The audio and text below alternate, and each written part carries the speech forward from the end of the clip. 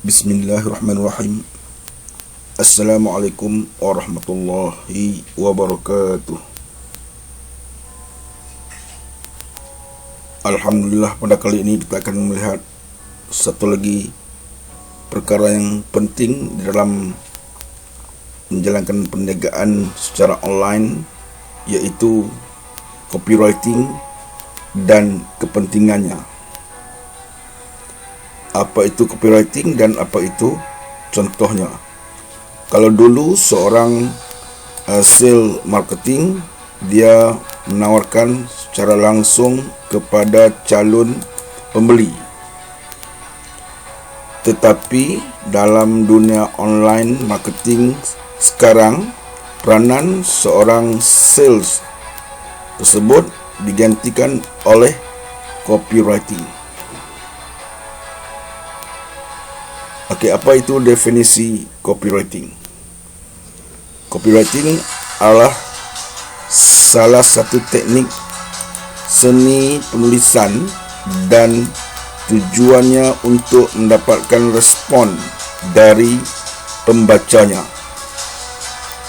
Dan penjelasannya ialah media dalam copywriting tidak hanya dalam bentuk tulisan saja, tetapi boleh menggunakan gambar atau dalam bentuk video. Seterusnya kita melihat apakah kepentingan copywriting itu dalam perniagaan kita. Di sini dinyatakan bahawa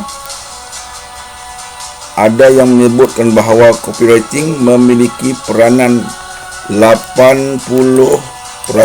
dalam perniagaan. Jika anda melengah-lengahkan, jika anda mengambil ringan copywriting, berarti anda sudah membuang 80% budget ataupun peruntukan anda dan waktu yang anda keluarkan untuk menjalankan satu perniagaan itu. Itu adalah satu penerangan tentang apa itu copywriting dan kepentingannya. Dan contoh copywriting di sini diberi ialah satu formula yang digunakan dalam memulakan penulisan copywriting, iaitu AIDA formula. Attention, perhatian; interest, minat; desire, impian atau keinginan; dan action, tindakan. Okey, ini dah dia beberapa perkara asas yang kita perlu tahu tentang apa itu copywriting. Seterusnya kita akan pergi kepada yang lebih mendalam lagi, iaitu apa itu yang dikatakan copywriting dan bagaimana bentuk rupa copywriting itu. Yang pertama ialah headline.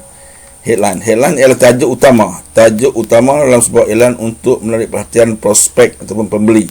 Tajuk utama. Okey. Ia adalah satu yang ditulis dengan menggunakan kataan yang beremosi, rasa ingin tahu, dan elakkan kita menggunakan nama produk pada tajuk iklan dan masukkan kelebihan. Okey. Seterusnya ialah kita lihat tawaran yang kita berikan dalam penulisan copywriting ini. Apakah yang mengecewakan mereka, apakah impian mereka, dan apakah produk yang boleh bantu mereka.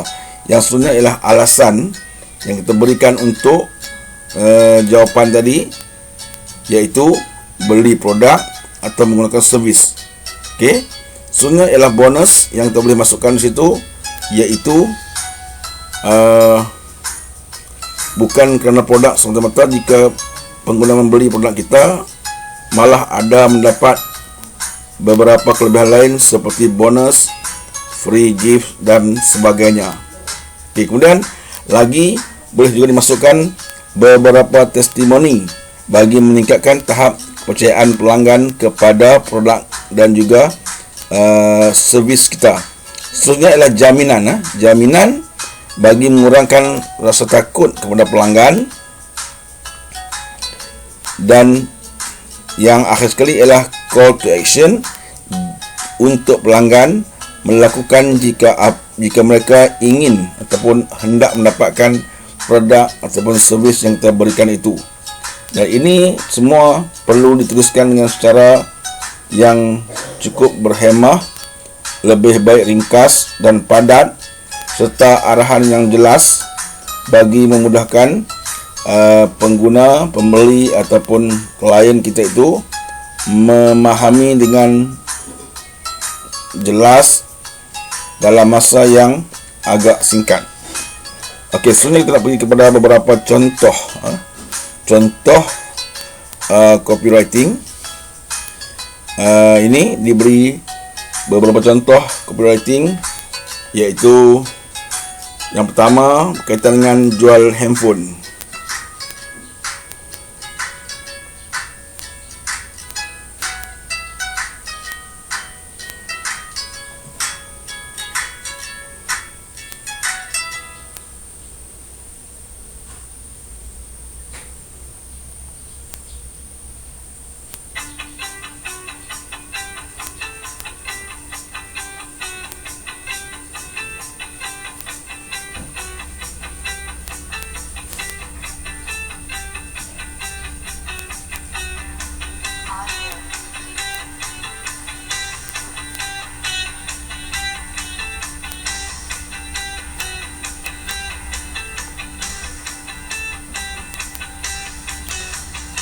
Baik, sedikit lagi perkongsian tentang copywriting ini. Yang pertama iaitu ayat yang atas kali ini.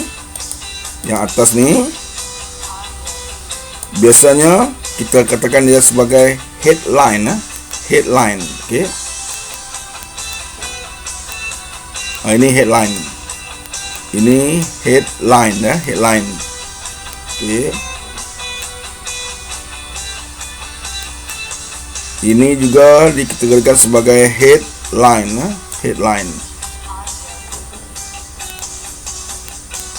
Okey, ini headline yang agak ringkas. Kemudian di bawah itu kita kategorikan sebagai konten ataupun isian itu, pengisian itu, konten dia. Okey, konten dia. Okey, konten dia. Inilah dia konten dia.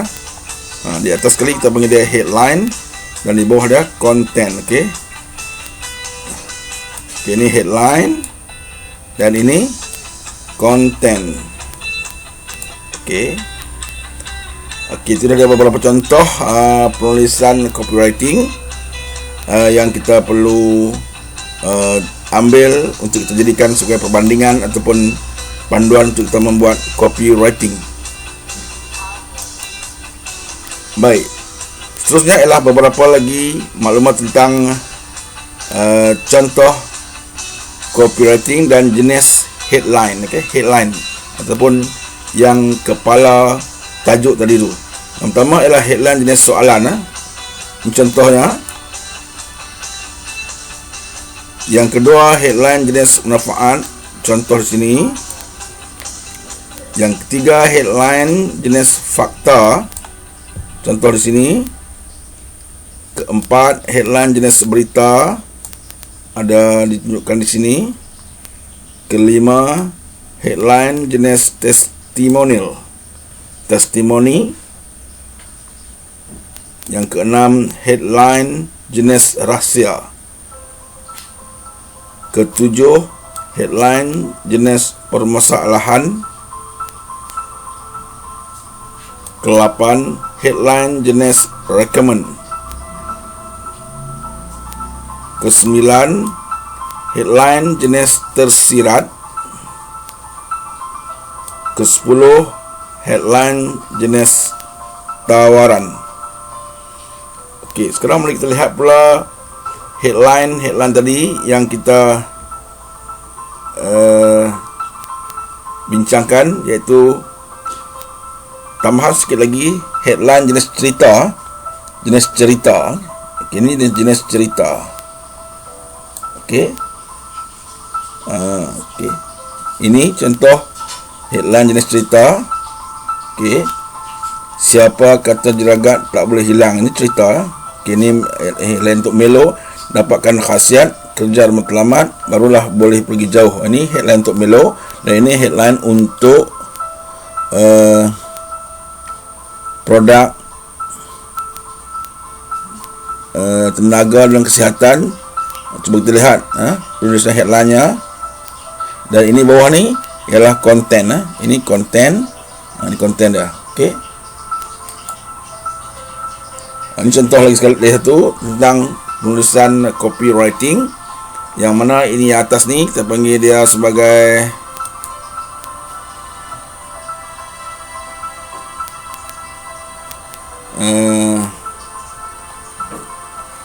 headline, dan bawah ini adalah konten. Konten setiap baris ayat ni mengandungi unsur-unsur ataupun elemen-elemen yang kita pelajari sebelum ni bagi menarik minat pembaca untuk membaca daripada mula sampai akhir, dan akhirnya mengambil tindakan untuk membeli, memesan ataupun menggunakan servis kita.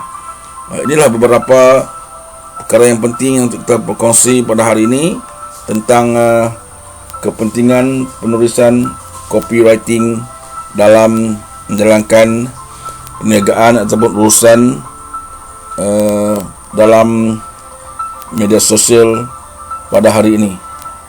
InsyaAllah dengan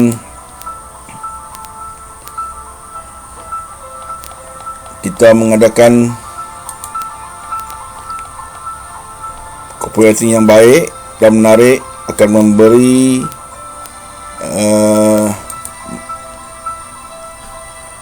satu